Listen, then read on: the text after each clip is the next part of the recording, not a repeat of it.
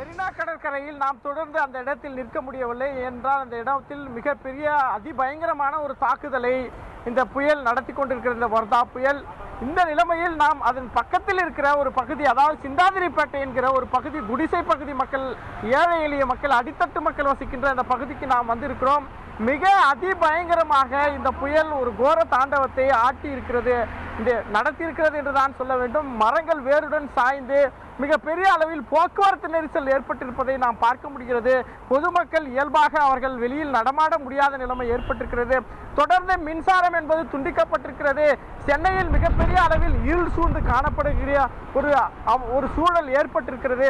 ஏனென்றால் மின்கம்பங்கள் அடியோடு சாய்ந்து காணப்படுகின்ற காரணத்தினால் மின்சார பாதிப்பு ஏற்பட்டு விடக்கூடாது, உயிரிழப்பு எதுவும் ஏற்பட்டு விடக்கூடாது என்பதற்காக முன்னெச்சரிக்கை நடவடிக்கையாக மின்சார துண்டிப்பை செய்து வைத்திருக்கிறார்கள். அது மட்டுமல்லாமல் பொதுமக்கள் பத்திரமாக இருக்க வேண்டும் என தொடர்ந்து அறிவுறுத்தப்பட்டு வருகிறது.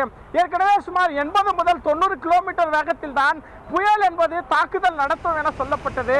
ஆனால் தற்போது 100 முதல் 140 கிலோமீட்டர் வேகத்திற்கு இந்த புயல் தன்னுடைய வேகத்தை காட்டும், தன்னுடைய அகோர முகத்தை காட்டும் என தகவல்கள் வந்து கொண்டிருக்கிறது. இந்த நிலைமையில் இருந்தாலும் கூட ஏற்கனவே சென்னை வாசிகள் மிகப்பெரிய அளவில் மழை பாதிப்பை பார்த்தவர்கள். ஆனால் இந்த புயலை எதிர்கொள்வதற்கான சூழலில் தற்போது அவர்கள் இதை என்ன தான் செய்ய போகிறது என்பதை எதிர்பார்ப்பதற்காக சாலையில் இறங்கி, வீதிகளில் இறங்கி இந்த புயலை சந்தித்து வருகிறார்கள். ஆனால் இதனுடைய தாக்கம் தற்பொழுது ஓரளவுக்கு குறைந்த அளவில் தான் இருக்கிறது. இன்னும் போக போக இதனுடைய வீரியம் அதிகமாக கூடும். அப்பொழுது இதனுடைய வேகத்தை நாம் சாதாரணமாக எதிர்கொள்ள முடியாத ஒரு சூழ்நிலை இருக்கும். அப்பொழுது இதனுடைய தாக்கம் அதிகமாக இருக்கும் என்று நாம் உணரலாம். தற்பொழுது வரை சுமார் 60-70 கிலோமீட்டர் வேகத்திலேயே இப்பொழுது இவ்வளவு பெரிய ஒரு தாக்குதலை இந்த புயல் ஏற்படுத்தியிருக்கிறது. சென்னையில் மட்டும் சுமார் 106 மரங்கள் வேருடன் சாய்ந்திருக்கிறது. அது மட்டுமல்லாமல் 60 மரங்களை சென்னை மாநகராட்சி ஊழியர்கள் அப்புறப்படுத்தி இருக்கிறார்கள்.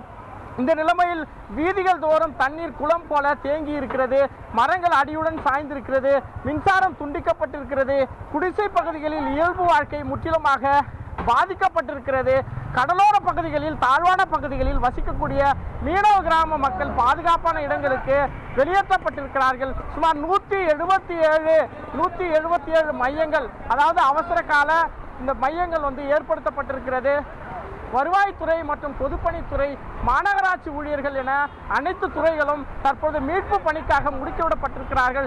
NDRF என்று சொல்லக்கூடிய தேசிய பேரிடர் மீட்பு குழுவினர் தொடர்ந்து அவர்களுடைய மீட்பு பணிகளை மேற்கொண்டு வருகிறார்கள். சென்னையில் 700 தீயணைப்பு படையினர் களத்தில் நிற்கிறார்கள். 20,000 போலீசார் பொதுமக்களுடைய அவசர தேவைக்கு அங்காங்கே பெட்ரோல் வாகனங்கள் மூலமாக தொடர்ந்து பொதுமக்களை சந்தித்து அவர்களின் தேவைகளை கேட்டறிந்து தற்பொழுது அவர்களும் தொடர்ந்து இந்த மீட்பு பணியில் ஈடுபட்டு கொண்டிருக்கிறார்கள்.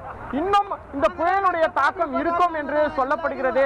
தற்பொழுது மழையுடன் சேர்ந்த ஒரு புயலாக இது வந்திருப்பது மிகப்பெரிய ஒரு பாதிப்புக்கு காரணம் என சொல்லப்படுகிறது. சாலைகளில் இருக்கிற தண்ணீர்களை வெளியேற்றுவதற்கான முயற்சியில் மாநகர ஊழியர்கள் ஈடுபட்டிருக்கிறார்கள். அது மட்டுமல்லாமல் மிகப்பெரிய சவால் என்னவென்றால், இதுவரை சென்னையில் 106 மரங்கள் வேருடன் சாய்ந்திருக்கிறது. அந்த மரங்களை வெட்டி அப்புறப்படுத்தினால் மட்டுமே சென்னையினுடைய இயல்பு வாழ்க்கையை மீண்டும் கொண்டு வர முடியும் என்ற காரணத்தினால் தொடர்ந்து மாநகராட்சியினுடைய மரத்தை வெட்டி அப்புறப்படுத்துகின்ற ஊழியர்கள் ஈடுபட்டு கொண்டிருக்கிறார்கள். சுரங்கப்பாதைகளில் தண்ணீர் தேங்கி இருக்கிறது.